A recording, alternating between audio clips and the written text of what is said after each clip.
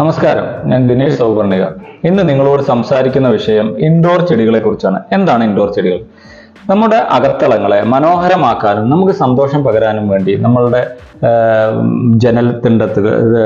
ജനലിനടുത്തും അതുപോലെ ടേബിളിലും റൂമുകളിലും വരാന്തകളിലും ഇങ്ങനെ എല്ലാ വ്യത്യസ്ത സ്ഥലങ്ങളിൽ വെക്കുന്ന ചെടികളാണ് ഇൻഡോർ ചെടികൾ. എന്താണ് ഇൻഡോർ ചെടികളുടെ പ്രത്യേകത? അതായത് നമ്മളെ പുറത്തു വെക്കുന്ന ചെടികളൊക്കെ നല്ലോണം സൂര്യപ്രകാശം ആവശ്യമുണ്ടെന്ന് എല്ലാവർക്കും അറിയാം. അത്തരം ചെടികൾ പലതും പൂവിടുന്നവയാണ്, ഇലച്ചെടികളുണ്ട്. ഈ പൂവിടുന്ന ചെടികൾ കൊണ്ടുപോയിട്ട് അകത്തളങ്ങളിൽ വെക്കാൻ പറ്റില്ല. അതിന്റെ പൂ വളരെ പെട്ടെന്ന് കൊഴിഞ്ഞു പോവുകയും പിന്നെ പൂവിടാൻ താമസിക്കുകയും ചെയ്യും. കാരണം സൂര്യപ്രകാശത്തിന്റെ തോത് കൂടുതൽ വേണ്ടതാണ്. അപ്പോൾ സൂര്യപ്രകാശത്തിന്റെ തോത് വളരെ കുറഞ്ഞ വേണ്ട ചെടികളാണ് ഇൻഡോറിൽ നമ്മൾ പരിഗണിക്കുന്നത്. ഈ ഇൻഡോർ ചെടികൾ പല ആളുകളും വാസ്തു ശാസ്ത്രപ്രകാരമൊക്കെ ഇൻഡോർ ഏതൊക്കെ ചെടികൾ എവിടെയൊക്കെ വെക്കണം എന്ന് പറഞ്ഞു. ഇത് നമ്മൾ അതിന്റെ അടിസ്ഥാനത്തിൽ ഒന്നല്ല പറയുന്നത് കേട്ടോ. എങ്ങനെയാണ് നമുക്ക് കുറച്ച് ചെടികൾ അകത്തളങ്ങളിൽ വെക്കാം, അലകത്ത് വെക്കാം, എവിടെയൊക്കെ വെക്കാം എന്നാണ് ചർച്ച ചെയ്യുന്നത്. ഈ ഇൻഡോർ ചെടികളിൽ പ്രധാനപ്പെട്ട ഇവിടെ നമ്മൾ കാണിച്ചു തരുന്ന കുറേ ചെടികളുണ്ട്. ഈ ചെടികളെല്ലാം തന്നെ മനോഹരമായ രീതിയിൽ നമുക്ക് കാണാൻ നല്ല ഭംഗിയുള്ള രീതിയിലും മെയിൻ്റനൻസ് കുറവുള്ള രീതിയിലുള്ള ചെടികളാണ്. അപ്പൊ നമുക്ക് ഓരോന്നായിട്ടൊക്കെ അതൊന്ന് പരിചയപ്പെടാം. പിന്നെ ഇൻഡോർ ചെടികൾ നമ്മൾ അകത്തലങ്ങളിൽ ചെടികൾ വെക്കുമ്പോൾ പരിഗണിക്കേണ്ട കുറെ കാര്യങ്ങളുണ്ട് കേട്ടോ. ഈ അകത്ത് വെക്കുന്ന ചെടികൾ പുറത്ത് നല്ല വെയിലത്ത് നിൽക്കുന്ന ചെടികളായിരിക്കരുത്. കാരണം നല്ല വെയിലത്ത് നിന്ന ചെടികളെ ഒരു ദിവസം അകത്തേക്ക് മാറ്റുമ്പോൾ അത് കേടുവന്ന് പോവാം, അല്ലെങ്കിൽ അത് ഒരു ഷൈ ആയി പോകാനുള്ള ഒരു സാധ്യതയുണ്ട്. അതുകൊണ്ട് നല്ല വെയിലത്ത് നിൽക്കുന്ന ചെടികൾ അകത്തേക്ക് വെക്കുന്നതിന്റെ മുന്നേ ഘട്ടം ഘട്ടമായി വെയിൽ കുറഞ്ഞ സ്ഥലത്തേക്ക് നീക്കിയിട്ട് വേണം അകത്തേക്ക് വെക്കാൻ. ഈ ചെടികളെല്ലാം അകത്തളങ്ങളിൽ വെക്കുമ്പോൾ അതിന്റെ പരിപാലന രീതിയും വ്യത്യസ്തമാണ്. കാരണം പുറത്തു നിൽക്കുമ്പോൾ നമ്മൾ നല്ല തോതിൽ നനയ്ക്കും. നല്ല തോതിൽ നനച്ചാൽ തന്നെ അത് വെയിൽ തട്ടി വലിഞ്ഞു പോകും അതിലെ വെള്ളം. എന്നാൽ ഇൻഡോറിൽ വെക്കുന്ന ചെടികളുടെ ജലപ്രയോഗവും വളപ്രയോഗവും അതിന്റെ മെയിൻ്റനൻസും തികച്ചും വ്യത്യസ്തമാണ്. പിന്നെ ആളുകൾ ഇൻഡോറിൽ ചെടികൾ വെക്കുമ്പോൾ പറയുന്ന ഒരു കാര്യം ധാരാളം ഓക്സിജൻ കിട്ടും എന്നുള്ളതാണ്. ഈ ഓക്സിജൻ ഈ ചെടികൾ വെച്ചാൽ കിട്ടുന്നതിനേക്കാൾ കൂടുതൽ നിങ്ങൾ പുറത്തു വെച്ച് സൂര്യപ്രകാശത്തിൽ നിന്ന് ഫോട്ടോസിന്തസിസ് വഴി ആഹാരം സ്വീകരിച്ച് ചെടികൾ വളരുമ്പോൾ അത് പുറത്തു വിടുന്ന ഓക്സിജനാണ് ഏറ്റവും കൂടുതലുള്ളത്. ഇപ്പൊ ഈ ചെടി കുറച്ച് വെച്ചു എന്നിട്ട് നമുക്ക് ഓക്സിജന്റെ സാന്നിധ്യം ഇവിടെ കൂടുതൽ എന്ന് പറയാനൊന്നും പറ്റില്ല. പിന്നെ എന്താ വെച്ചാൽ ഞാൻ പറഞ്ഞു, കണ്ണ് ഒരു കാണാനുള്ള ഒരു ഭംഗി അതൊന്ന്. പിന്നെ ഒരു പോസിറ്റീവ് എനർജി. ഇപ്പൊ പഠിക്കുന്ന കുട്ടികളാണെങ്കിൽ ടേബിളിൽ ഒരു ചെടി വെക്കുകയാണെങ്കിൽ കുറച്ചു നേരം പഠിച്ചു കഴിഞ്ഞാൽ ഒന്ന് റിലാക്സ് ചെയ്യാൻ, അല്ലെങ്കിൽ കമ്പ്യൂട്ടർ കുറെ നേരം ഓപ്പറേറ്റ് ചെയ്യുന്ന ഒരാൾ തൊട്ടടുത്തൊരു ചെടി വെക്കുകയാണെങ്കിൽ കണ്ണ് ഒന്ന് അതിലേക്ക് പോകുമ്പോഴും അവർ 5 മിനിറ്റ് അതിന്റെ മെയിൻ്റനൻസിലേക്ക് ചെലവഴിക്കുമ്പോഴും വളരെ സന്തോഷവും നമുക്ക് കണ്ണിന് ഒരു റിലാക്സേഷനും കിട്ടും. ഇതൊക്കെ കൊണ്ട് തന്നെയാണ് ഇപ്പോഴത്തെ യൂത്ത്, അതായത് യുവജനങ്ങൾ കൂടുതലും വർക്ക് ചെയ്യുന്നവരും ജോലിക്കാരും എല്ലാവരും ഒരു ചെടിയെങ്കിലും തങ്ങളുടെ വർക്കിംഗ് ടേബിളിന്റെ തൊട്ടടുത്ത് വെക്കും. അതൊരു റിലാക്സ് ആണ്, ഒരു പോസിറ്റീവ് എനർജിയാണ്. ഇനി നമുക്ക് ഇന്ന് പറയുന്നത് ഇൻഡോർ ചെടികൾ ഇവിടെ പരിചയപ്പെടുത്തുന്നു. കുറച്ച് ഇൻഡോർ ചെടികൾ ഒന്ന് പറയും. ഇതിലിപ്പോൾ നമുക്ക് കാണാൻ വേണ്ടിയിട്ടാണ് വെച്ചിട്ടുള്ളത്. ഇപ്പൊ ഇതിൽ പ്രധാനപ്പെട്ട ഏറ്റവും കൂടുതൽ ലോ മെയിൻ്റനൻസ് പ്ലാന്റ് ആയിട്ടുള്ളതാണ് നമ്മുടെ ഈ ഇതിൽ കാണുന്ന മണി പ്ലാന്റ്. ഈ മണി പ്ലാന്റ് ഇതിന്റെ ഒരു കട്ടിങ്സ് എടുത്തിട്ട് നമ്മളൊരു ചട്ടിയിൽ വെച്ച് കഴിഞ്ഞാൽ വളരെ വേഗത്തിൽ പിടിച്ചു വരും.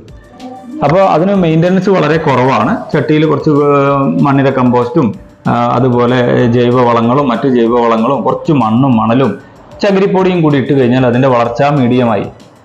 ഇപ്പോൾ മറ്റൊരു കാര്യം ശ്രദ്ധിക്കേണ്ടത്, ഈ ഇൻഡോർ ചെടികൾ നമ്മൾ പുതുതായി സെറ്റ് ചെയ്യുമ്പോൾ അതിൽ എല്ലുപൊടി തൊട്ടിട്ടുള്ള സാധനങ്ങളുടെ അളവൊക്കെ അല്പം കുറയ്ക്കേണ്ടി വരും. കാരണം പുഴു വരാനും അതുപോലെ മറ്റു പൂപ്പൽ വരാനും ഒക്കെ സാധ്യതയുണ്ട്. അപ്പോൾ അതൊക്കെ ചെറിയ തോതിൽ കൊടുത്തുകൊണ്ട് കുറച്ച് ദിവസം വളമൊക്കെ നൽകി പുറത്തു വെച്ച ചെടികളാണ് ഉള്ളിലേക്ക് വെക്കാൻ നല്ലത്. അപ്പൊ ഇൻഡോർ ചെടികളുടെ ഒരു ചെടി ഞാൻ തന്നു, നമ്മളുടെ മണി പ്ലാന്റ് എന്ന് പറയുന്ന ഈ മണി പ്ലാന്റ് നമുക്ക് പല രീതിയിലും, അതായത് തൂക്കുചട്ടിയിൽ വെക്കാം, സാധാരണ പോട്ടിൽ വെക്കാം. ഇങ്ങനെയൊക്കെ നമുക്ക് ചെയ്യുമ്പോൾ നമുക്ക് നല്ലൊരു ഭംഗിയായിട്ട് തോന്നുന്ന സാധനങ്ങളാണ്. പിന്നെ അതിൽ ഇൻഡോറിൽ വെക്കാൻ പറ്റിയ മറ്റൊരു ചെടി തന്നെയാണ് CC പ്ലാന്റ് എന്ന് പറയാം, സാമിയ പ്ലാന്റ്. ഒരു പ്ലാസ്റ്റിക് ലുക്കിൽ വരുന്ന പ്ലാന്റ് ആണ് കേട്ടോ CC പ്ലാന്റ്. ഈ CC പ്ലാന്റും 2 രീതിയിൽ ഇതിനെ ചെയ്യാം. ഒന്ന്, വാട്ടർ കണ്ടന്റ് കൂടിയ രീതിയിൽ ഇതിനെ വളർത്താം, ഡ്രൈ ആക്കിയിട്ടുള്ള രീതിയിലും വളർത്താം. രണ്ടും കൃത്യമായ രീതിയിലുള്ള ഇപ്പോൾ വെള്ളം കൂടുതൽ കൊടുത്ത് പരിചയമായ ചെടിയാണെങ്കിൽ സ്ഥിരമായിട്ട് നല്ല വെള്ളം കൊടുക്കാം. അല്ല ഡ്രൈ ആയിട്ട് ചെയ്യുന്നതാണെങ്കിൽ നിങ്ങൾക്ക് സാധാരണ രീതിയിൽ വളർത്തിയാൽ മതി. പിന്നെ നമ്മളെ സ്നേക്ക് പ്ലാന്റ് ടേബിൾ ടോപ്പിൽ ഏറ്റവും മനോഹരമായ ഒരു ചെടിയാണ് കേട്ടോ സ്നേക്ക് പ്ലാന്റ് ഡ്വാർഫ് ആണിത്.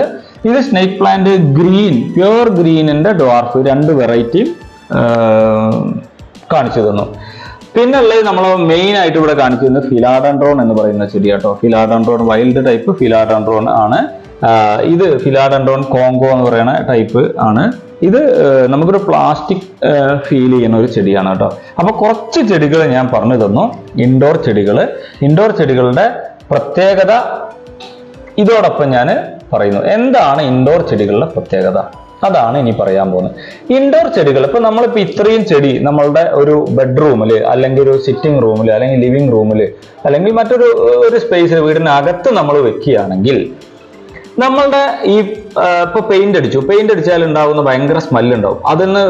അതിന്ന് വരുന്ന വാതകം, അത് നമുക്ക് ദോഷകരമായിട്ടുള്ള കുറെ സാധനങ്ങൾ, ടോക്സിക് റേറ്റ് കൂടിയ വാതകങ്ങൾ പലതും ഉണ്ടാവും. പിന്നെ ഈ ചന്ദനത്തിരി പോലുള്ള പല സാധനങ്ങൾ കത്തിക്കുമ്പോൾ ഉണ്ടാകുന്ന വാതകങ്ങൾ, നോർമലി നമ്മളെ അന്തരീക്ഷത്തിലൂടെ വരുന്ന പല വാതകങ്ങളുടെ സാധനങ്ങളെയും വിഷാംശങ്ങളെയും ഒക്കെ വലിച്ചെടുക്കാൻ നമ്മളുടെ ഇത്തരം ചെടികൾക്ക് കഴിവുണ്ട് എന്ന് പല പഠനങ്ങളും രേഖപ്പെടുത്തുന്നു.